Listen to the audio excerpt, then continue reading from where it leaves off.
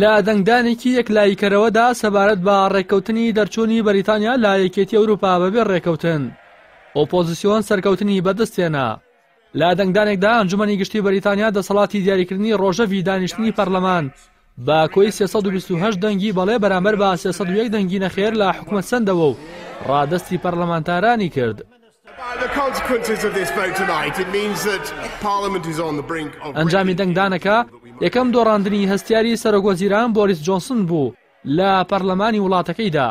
ئەمە لە کاتێکدایە کە یەکێک لە پەرلەمانتارانی سەر بە پارتی پارێزگارانی دەسەڵاتدار بە سەرۆکاتی بۆریس جۆنسۆن پەیوەندی بە ڕیزەکانی پارتی لیبرال دیموکراتەوە کردو بەوەش پارتی دەسەڵاتدار زۆرینەی پەرلەمانی لەدەستدا.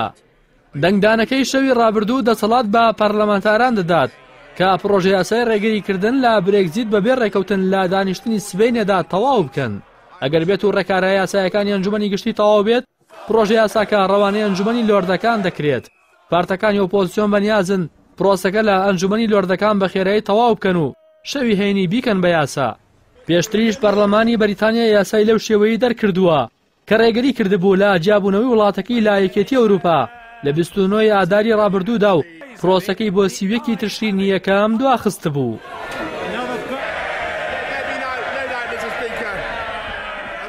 لە میانی دەرچواندنی یاسایەکی لەو شێوەیە ئەگەری هەیە سەرۆکوەزیران بۆریس جۆنسۆن پرۆسەکە بە دەنگدانێکی بێمتمانەی دژ بەخۆی وەسف بکات و وڵات بەرەو هەڵبژاردنێکی پێشوەختە بەرێت.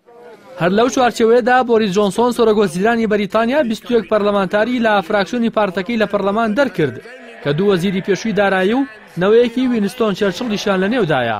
دوای بڕیاری دوورخستنەوەیان لە ڕێگەی تەلەفۆنەوە بڕیارەکە بە 21 پەرلەمانتارەکە ڕاگەیەنرا کە هەریەکە لە وەزیرانی پێشووی دارایی فلیپ هامۆند و کێن کلارک و وەزیری پێشووی داد دەیڤد گاوک و نەوەی وینستۆن چەرچڵیش سێر نیکۆلاس سۆمێسیشیان لە نێودایە.